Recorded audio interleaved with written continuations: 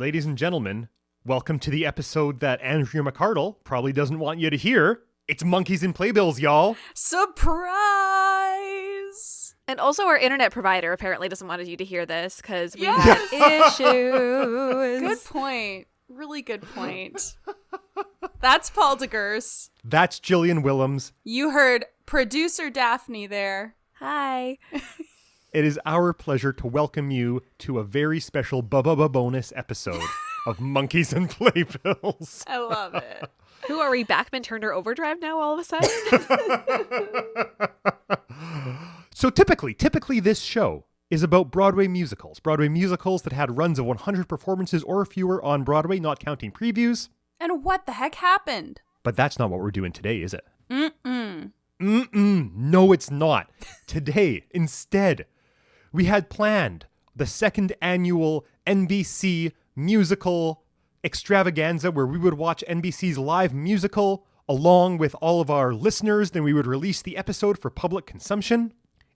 It turns out that takes a lot of internet power to do, and the very personal home use internet that we have over here at my place did not cut it, so we were unable to deliver that episode. And I know that a lot of people were excited to hear us talk about Annie live, but we thought, oh, well, why don't we just talk about Annie in general? This is absolutely it.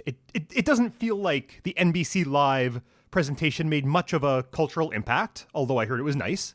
But Annie is absolutely a show worth discussing. We were excited to say some things about it. And also, it's worth noting, it's a weird time in the world right now. Sure is. Not to date this episode at all, but we've been hit by another COVID-19 variant. It's a wild time. The future of the performing arts is once again kind of more in flux than maybe it seemed a few months ago. What we've learned by now is that what this needs is a few people talking passionately about the minutia of Broadway musicals and Broadway culture. I just think that people really want to hear our take as the Omicron variant slowly takes over everyone I know and love. Yes. I know that's what's going to really pull you all out of the darkness is us talking about Charles Strouse. Me drinking my father-in-law's homebrewed wine and talking about Annie. It looks delicious. Or at least it would look delicious if I was not very hungover, and the sight of it makes me want to vomit, which is actually where I am right now. This is a very important tidbit we should let everybody in on. So today happens to be January 1st. New Year's Day, start of 2022, spending it with two of my favorite people in the world, Daphne Finlayson and Jillian Willems. Jillian is doing a raise the roof action. For those of you at home. So we thought, as a happy 2022, from us to all of y'all, we're going to do a special bonus episode with no format. We're just going to get producer Daph to set a timer for 30 minutes, for a half an hour. She's going to say go, and Jill and I are going to talk about Annie. Then she's going to say stop after 30 minutes after the timer goes off, and we're going to be done, and that's the episode. Yep. That's it. It's like a, I don't know what you'd call it. It's like a, I don't know. I thought maybe there was a sports analogy, but I can't think of one now. We are the wrong people to be sorting that. It's overtime, baby. It's overtime, exactly. We got sudden death overtime here. 30 minutes on the clock. Let's talk about Annie. Jill, are you ready? Oh, I think so. Producer Daff, are you ready? All right. Cameras off. Travel safe. Here we go. Go. Okay, here we go. Paul, I'm going to begin with the dates. So, great idea. Original production, just for context, of Annie opened on April 21st, 1977, and it closed on January 2nd, 1983, after 15 previews and 2,377 performances. Boom. Jesus. So it's a little outside of our usual mandate. Just a small doesn't amount quite qualify. outside.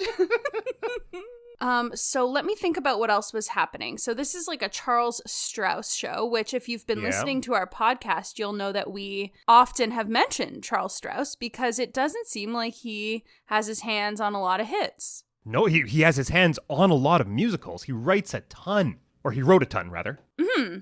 Bye Bye Birdie. Yeah, is another hit. But other than that, I think it's mostly lesser known shows. It's a bird, it's a plane, it's Superman, which is that's pretty right. goofy. It is goofy. I kind of liked it though. I saw it a few years ago, and I kind of enjoyed like that sort of style. I think it had a revival with a new book from the guy who runs Riverdale now, if I'm recalling correctly. Sure. This is very vague in my head. Yeah. Yeah, that makes sense. Do you think it was because there were kids that it was just like such a draw? Well, I think there's many reasons. I think this is a great show. I suppose we should get right into it. We've only got 30 minutes on the clock. I know, so we there's really no point in got to beating get around into the bush. it. I think Annie's great. I think it's a really nice musical. So what do you like about it? I like the kid. I think it's very smartly constructed. Mm-hmm. I like the fact that it's centered around child performers, but has a whole bunch of like big old character roles to kind of ease the effort off the child performers a little bit from time to time. Absolutely. Obviously, it draws a lot of comparisons to Matilda, another show that relies really heavily on child performers. But I feel like Matilda's big failing is that it never really gives those performers a break. Oh, yeah, okay. And or not a substantial one at any rate. And even the best 11-year-old actor is still the stamina that's required to really carry a musical with no breaks. Is I think it's too intense for a lot of children. It's too intense for a lot of adults, man. Oh, well, exactly. So I like that there's these big breaks where you just get like Rooster and Miss Hannigan and Lily stuff. Mm-hmm. Those are good moments. I feel like the actual Annie track itself, while it's a great track, there's been a lot of great performers that have come through that track. It doesn't require the level of emotional nuance as maybe something like Matilda. Yes, I could agree with that. It's kind of just, I'm hopeful and scrappy. I'm hopeful and scrappy. I'm hopeful and scrappy. I think I'm going to like it here. Oh, no, I'm a little sad. Nope, the sun will always come out and I'm good, you know?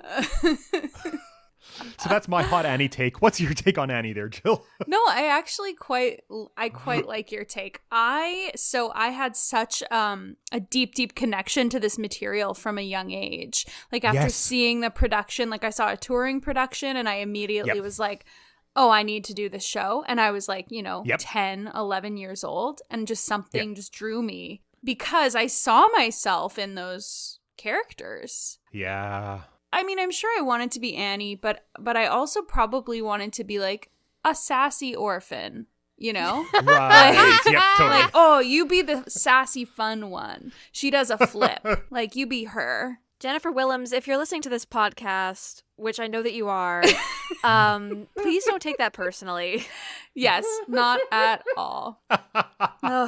So yeah, I was very connected to the material, and then I had an opportunity to do it in 2012 at Rainbow Stage. By that time, I was older. I was 23, so I had already outgrown the orphan side of things, and I had to move on to kind of the next phase. But I will say, the ensemble in the Broadway production of Annie is really fun. Yeah. It's so much fun to do. Like, you're singing such a wide range of styles, even within this musical, that I loved it. I loved it so much. Absolutely. It's what makes this show really easy to watch, because it starts with exactly what you want. Starts with Annie singing Maybe Far Away. Gorgeous. And then Hard Knock Life. Everyone loves it right out the gate. They're scrubbing in time. Miss Hannigan's very grouchy. They're all sassy, right? Yes. And you know the show better than I do, Jill, but pretty quickly we get out of there and we go to like the slums of the Great Depression, right? Yes, we do. We jump right to Hooverville. Get the kids out of there and just get a big old like ensemble number in place where you can have everyone with tricks flipping around the stage. Yeah, we need it all. Yeah, Hooverville's the one where you're just complaining about Herbert Hoover. We'd like to thank you, Herbert. That's the one. Yeah, totally. Probably one of the worst songs in the show, I would say. Yeah, and I agree. I like that it sets the scene for like the Great Depression. Yes. But as far as like Times Are Hard goes, we've already gotten that with Hard Knock Life. Yeah, totally. So like I guess the idea is, but the times are hard for the adults as well. But then for the rest of the show, pretty much, we're going to live in unimaginable wealth. Well, of course, we don't want to sit too much in the poverty and depression. God, gross. That's not the night at the theater we paid for. Ooh, I don't want to see the poor. Yeah, well, that's exactly, yeah. Okay, here's my question. Okay, go. I have a theory that the best plays ever, the best movies, are the ones that are able to be maybe centered around kids and what we deem to be maybe kid stories, but that resonate with adults. Hell yeah. Okay. And maybe Annie is one of those. I would love to hear a little bit more about this theory. So what are other best pieces of media that center around either kids or kid stories? So Finding Nemo Great movie. jumps out Yep, for absolutely. me. It's like this Nemo adventure story, but also then you're seeing this like connection to dad, and then there's all of these like other characters, and then there's these jokes that really only resonate with adults, like puns and little like quirky, inside jokes almost. And I feel like the wink and a nod thing is in Annie too. I think it absolutely is. We got kids, we got dogs, so the kiddos are going to come see it, but there's enough there. And I remember even as a kid watching the movie, the 1980s movie, and getting to the parts with Hannigan and Rooster and Lily, and even as a kid being like, there's something sinister here. Like there's something a little more than I'm ready for right now. Absolutely. Like just that hint of like unhinged adults. Yeah. It's like, oh, maybe you shouldn't be looking after these kids. Like has Rooster ever killed someone? Oh, probably. Like probably, right? I also think those are some of like the best forms of children's media, is the media that makes you see adults as people. Mm-hmm. Yeah. And like not necessarily like these infallible authority figures that we've gotten so used to when we're younger. Totally. So let's talk a little bit about the adults in Annie, because it's very interesting. Like you said, the kids are pretty easy to trace, all told. Mm-hmm. The only kid who's got like a real arc, unless I'm forgetting something, is Annie. Yeah, pretty much. Annie's arc is pretty easy to follow. Mm-hmm. She just wants a family. She wants people to be nice to her, and she's very optimistic. Yes. But the adults have a lot of interesting stuff going on. Like we kind of have these two factions. We have the orphanage brigade of like Miss Hannigan, like grumpy owner of the orphanage. Rooster's her brother? Yes, correct. Her brother Rooster and his girlfriend Lily, who are like straight up criminals. Fully criminals. And then we've got where Annie eventually goes to live, the Warbucks Mansion, which is just like a billionaire's mansion, but everyone's really happy. Yeah, which is confusing. I mean, well, okay, I guess if it's the Depression and they're all employed, Yay. then there's probably joy there. I hadn't even thought about it until we started talking about it just now, but it kind of rubs up the wrong way a little bit, hey? Where it doesn't really say anything about class disparity or wealth disparity. But it's kind of a big thing throughout this musical. It like glosses right over it. Yeah. It's like Hooverville, they mention it because they're trying to maybe set the stage, but then they also never use it later, which is maybe why it doesn't happen in the movie. Because in the movie, that song doesn't happen. That's right. Yeah, you probably wouldn't even know that it was set in the Depression. I don't think I clued into that as a kid watching it. Like, the only other thing that sets it in the Depression is the fact that they go to see FDR. Sure, but like as a kid, your context for like the Great Depression is like, you heard about it once, Like someone mentioned, like my grandma was like, oh yeah, the Depression. It's not. Right. Yeah, you don't know what that implies. Yeah, like I can't really conceptualize that as a child. Yeah. So maybe there's something to the fact that they were like, you know what, let's not even try to get into it for this movie. Let's just leave it for the musical. Right. Like, I don't know. But then you also had the movie that like came out a couple of years ago with Quvenzhané Wallis playing Annie. Oh, and Cameron Diaz, right? And that was set more or less in the modern day with Jamie Foxx as Daddy Warbucks. That's right. And like, I don't think that really gets to touch on that in quite the same way either, because the class issues that we're talking about nowadays are not dissimilar to the Great Depression, but they're more racialized nowadays than they were kind of during the Great Depression, where life kind of sucked for everybody. Historians in the crowd, please let me know if I'm wrong. This is no research, but just that's my thoughts. Okay, do we want to talk for a few minutes about the FDR scene? Kind of probably one of the most iconic scenes besides Hard Knock Life in Annie. I would say it's the elephant in the room, so let's just get that out of the way.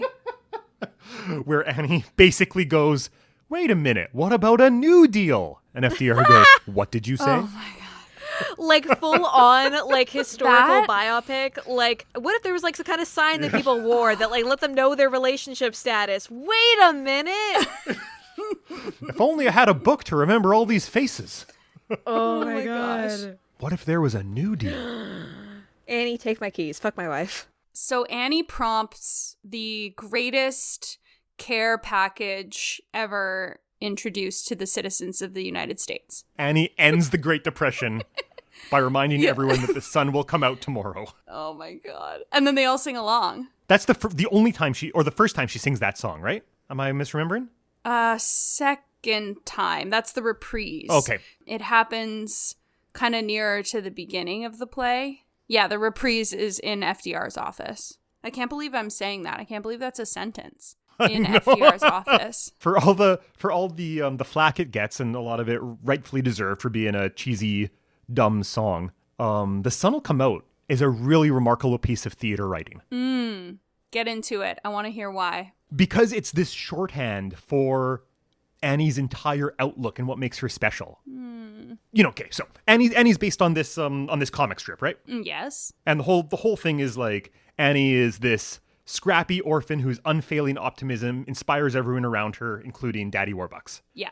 So rather than having to spend a whole bunch of time like writing your way around this and trying to get to get a young actor to depict unfailing, unyielding optimism, you've got this song that really simply and in a really catchy way lays that all out and kind of serves as a shorthand for this is Annie, this is what Annie does. I'm in agreement with what you're saying. And I also think that that song, because of the reasons that you just listed, that's why it's become so popular. Yeah. It's so much a part of people's brains. Even if they don't consider themselves theater people, they probably know the song. Yeah. No, it's remarkable. And there's a few really good like songs in it. We should actually maybe talk a little bit about some of the music and lyrics. I would love to. Absolutely. There's not that many like total bops in this show, but they all seem to kind of happen in Act 1. Oh, and then there's Never Fully Dressed in Act 2, which is great. Oh, absolutely. What do you think? What do you like in the show? I think that Never Fully Dressed is like okay, but that's kind of just like a middle of the road Charles Strouse. Sure. Reliable. We've heard that before. That's not a musical maker. I agree completely that there's only 2 or 3 real deal bops in this, and they're all from Act 1. Yeah. I would say Hard Knock Life is a real deal bop. Mm-hmm. I would say Easy Street's a real bop. Oh, yes. I think I'm Gonna Like It Here is a total bop. It sure is. I like parts of NYC. I like the Star to Be is a iconic Broadway moment and is referenced in one of the funniest jokes on the show 30 Rock of all time. Wait, which joke? It's like help me out on this, Daff. It's you actually see like a Star to Be get off the bus and sing the opening lines. $3, 2 bags, 1 me. Yes. Say, where does a young prostitute get started in this town? Yeah, totally. Yes. Oh, that's perfect. Oh, I love that. What about you, Jill? What are some of the highlights in this soundtrack for you? Maybe is a total bop. Maybe's a great song. Hard Knock Life. And I actually love Fully Dressed, but I like the kid one, like the reprise. And then I also, because I played a Boylan sister, and I actually love doing those like tight 3-part harmonies, like those little radio section. So cute. But then this is maybe where it's different, like when something's really fun to do, but maybe not like a total bop from the outside. Like, I think there's a bit of that in this show. Yeah, absolutely. Where it's like, oh, I love singing these big ensemble things, but like, For me, it's mostly just Never Fully Dressed doesn't quite land because I think it's not for me. You know what I mean? It's like a bit of a play on radio ads, right? And that's just not something that's ever been in my realm of experience. Yeah, exactly. So maybe we could talk a little bit about Annie and pop culture. Oh, because absolutely. There's a few, right? So, Paul. Yes. Certain things come to mind when I think of like the way that Annie has like permeated pop culture somehow. I don't really fully understand, but maybe we can figure this out. So when I told David that we were going to do this, he immediately was like, I didn't really get into Annie, but I loved Jay-Z. Ha! That's like not dissimilar to my experience either, is the Hard Knock Life Jay-Z song. Oh my like, God. Listening to it in middle school or whatever and being like, oh. I was going to say like probably early 2000s, right? Yeah. And being like, geez, hip hop is cool iconic. and Jay-Z's a really good rapper. But also, Geez, that's a kind of a cool musical texture, hey? I would watch that for 2 hours with an intermission. Right? Okay. So I think a lot of people learned about that song specifically through Jay-Z. Or through Austin Powers too. Okay. Yes. I was just going to say, have there been other moments where people have like kind of successfully either pulled that song or other songs from the show? The Austin Powers 2, I haven't seen Austin Powers 2 in forever, but correct me if I'm wrong, I think it's the Jay-Z arrangement, and it's just Michael Myers and Vern Troyer doing it. I think that's right. Like it's sung by like Dr. Evil. Dr. Evil and Minnie. Right. Yeah, totally. Right. There's the very funny 30 Rock joke that I mentioned. It's hard to say because it just seems like a musical that became so ubiquitous. It also feels like, for me, a bit of a spiritual successor to the Shirley Temple films. Oh, sure. Like, where you got this, plucky young orphan with a full head of curls going into people's lives and making their lives better. Like, animal crackers in my soup could be a hard knock life. Like, they could be the exact same song. Yeah, I hadn't thought of that, but that makes very good sense. I was just going to say, I looked through, like, other lists of other pop culture references to Annie, and there's, like, so many just to Tomorrow, appearing in, like, Roseanne, in Friends, in Shrek. It was on You've Got Mail. You've Got Mail, exactly, right? I always come into these recording sessions with notes about the show, and this one was, like, specific to the live version, but I was reading the synopsis that I pulled up, and the last line of this synopsis. So I'm sure our listeners know, but in case they don't, the big kind of like conflict of this musical is that Annie is looking for her birth parents, and Rooster and Lily decide they're going to pretend to be her birth parents so they can get this reward, this $1 million. It's actually $50,000 in the 30s, but which is like a fair amount of money. Yeah. Oh my God, it's so much money. So the last line of the synopsis says, Rooster Hannigan and his girlfriend Lily devise a plan to come forward as Annie's parents. However, FBI Director J. Edgar Hoover and his staff determine that Annie's parents are dead. That's literally the last line of the synopsis from Wikipedia. So brilliant. Ooh. What if that was the way the musical ended as well? You've got a whole thing, everything. Annie, we have something to tell you. Your parents are dead. And then you hear the orchestra. Exactly. Oh my God. And the curtain's coming down and it's playing this it's like a horn heavy reprise of Tomorrow. Yeah. Oh my God. That is so funny. Ugh. Yeah. So actually the play doesn't end quite like that, but no. It's this weird thing where even if you don't know the musical at all, right from the start, as soon as like Daddy Warbucks is in the picture, you're like, well, obviously he should just adopt her. Like that's what's going to happen, right? Like that's how this goes. Yes. And it takes them so long to get around this whole Rooster and Lily thing. I wish I would have maybe read the comics. I do too. I haven't read many of the comics at all. So why is this show so friggin' popular, Jill? And we both love it. Why do we love it? It sounds dumb when we're talking about it. I think it's kids and nostalgia. Yeah, I think it's kids' nostalgia. I think it is good writing, like actual good music. Mm-hmm. Charles Strouse is... Oh, nope, I have a take. Ooh, tell me. Because this comes after Chorus Line by a few years. Chorus Line, which, as we know, spawned the modern musical workshop process. Mm-hmm. And Annie was very famously workshopped at Goodspeed in 1976. Oh. Same company that workshopped Come From Away many years later. Yeah. So I would posit, with having done much less research than I should have to posit something like this, I would posit that Annie is such a big late career home run for Charles Strouse because it had the opportunity to undergo what we now know as the traditional workshop process, which didn't exist before this time. So the refining of it was actually a possibility. Ooh. And the workshop productions, going back to notes, going back to rewrites. So something before Out of Town, then Broadway's. Oh, I love that. That is perfect. So even though it is kind of a dumb show that might have faded into obscurity, instead they had the opportunity to actually build it up into something that, in my opinion, punches way above its weight class, you know? Mm-hmm. Yes, I agree with that. Good job, Paul. How much time do we have left, Daph? You have 2 minutes. Oh my gosh, look at us go. Jill, final thoughts on Annie. Final thoughts on Annie are that I'm glad that it exists. I think it's really special. And if I have children, I'll introduce them to it. as a gateway drug to other musical theater. Very but easily, other than that, I probably won't sit down and listen to it again, but I have fond memories from it, and I hope that I can pass those on to the next generation somehow. If there was a really cool new revival cast, I would totally listen to it. Okay, good point. Yeah, I wouldn't. I don't think I would throw on any recording that exists, but I'd be interested enough to throw on like a cool revival. Okay, I'm with you there. If that happens, you can get let's behind that. If get that together. Happens. Yeah. Then you'll if do a that listening happens, party. let's That get sounds good. together Okay. and we'll have a drink and we'll try to make sure it's not New Year's Day so that you're not hungover. And we'll have a cocktail.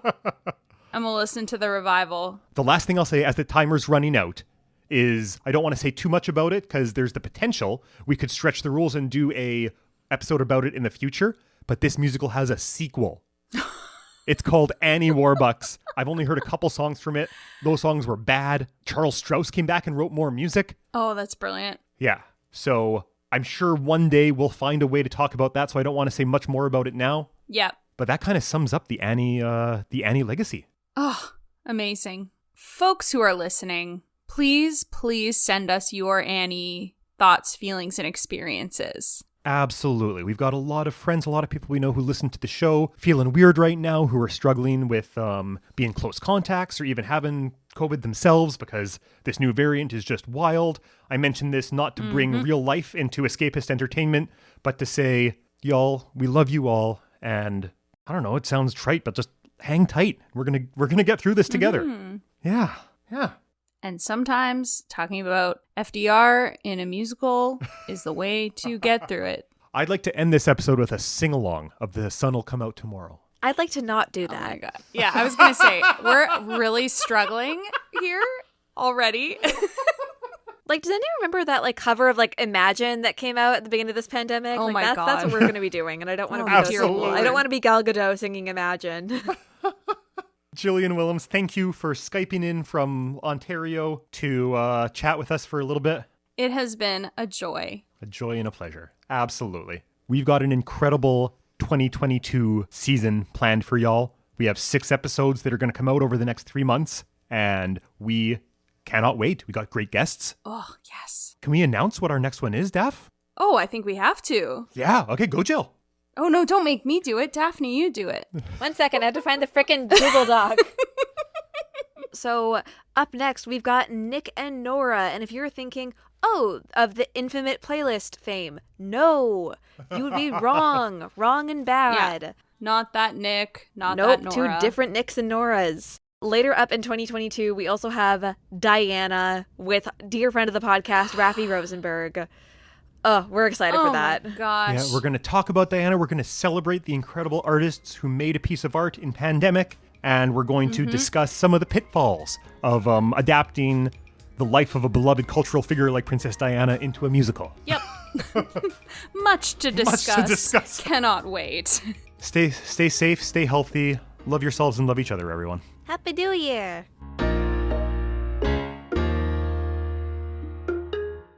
Hi everyone, this is producer Daphne speaking. Thank you all so much for listening to Monkeys and Playbills, the show where we take a look at Broadway musicals that had 100 performances or fewer before closing. To learn more about the show, you can follow us on Instagram at Monkeys and Playbills Pod, on Twitter at Monkey Playbills, or email us at monkeysandplaybillspod@gmail.com. You can also support us on Patreon at patreon.com/monkeysandplaybills. Fun fact, we also now have merch available. Visit the link in our description to learn how you can get your hands on some pretty cool friend of the podcast mugs, t-shirts, hoodies, and more. Monkeys and Playbills is proud to be a Village Conservatory for Music Theater podcast. Original music for the show is provided by Paul DeGers, and the show is produced and edited by Daphne Finlayson. Thank you all so much for listening, and join us next week where we take on Nick and Nora.